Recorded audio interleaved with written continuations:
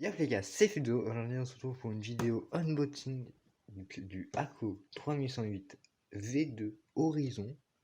Donc ce clavier, c'est un clavier de la marque Akko.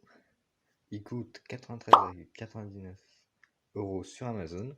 Et ce sera mon nouveau clavier. Donc pour commencer, on peut voir qu'il y a une surcouche sur la boîte en carton. Donc, vu que je filme avec une main, voilà, c'est un peu compliqué à l'ouvrir.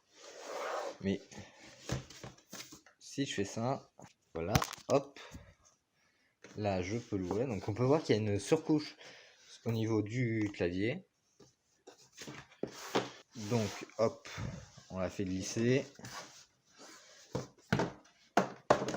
On peut voir que derrière cette sous-couche, donc en plastique, en carton, il y a le carton avec le logo de la marque qui change un peu de couleur. Donc on va procéder tout de suite à l'unboxing du clavier. Donc hop, on ouvre ça.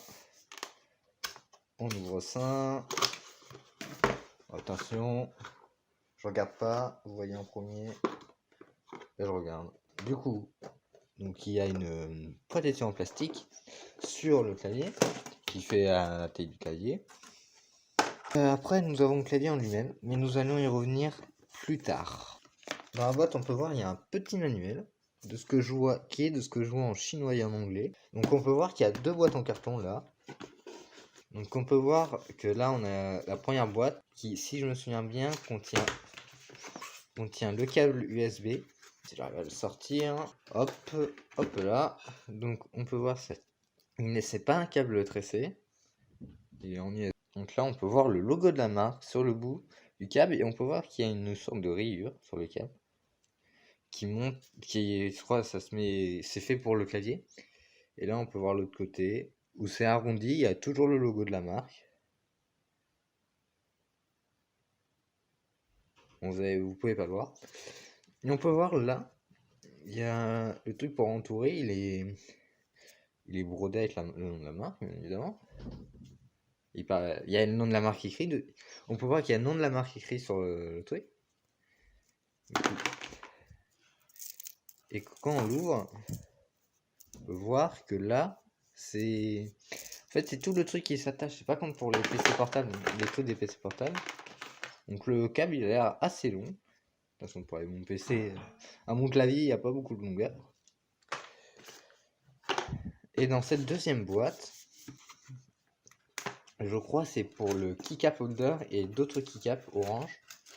Donc là, je suis en train d'enlever les autres keycaps qui fournit avec.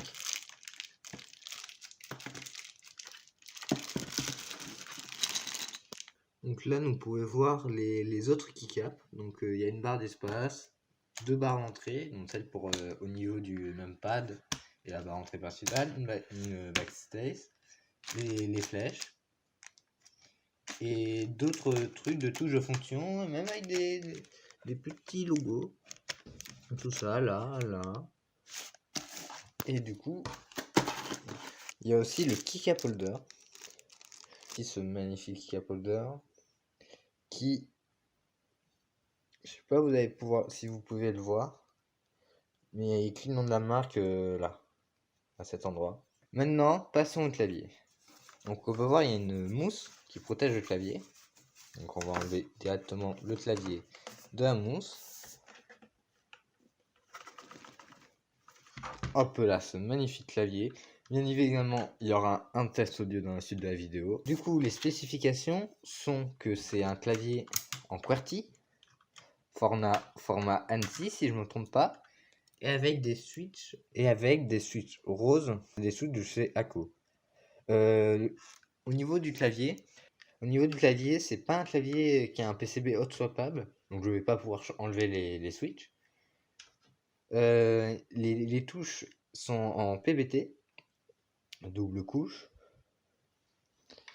C'est un clavier 100% comme vous pouvez le voir. Vous pouvez voir qu'il y a le numpad et les croix, les touches, les flèches et par rapport pour le traitement de test.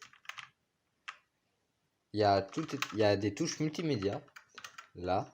Il y a des touches multimédia là et une touche pour ouvrir la calculatrice. Du coup, c'est un clavier en QWERTY et en ANSI. Donc, tout de suite, passons au test du son.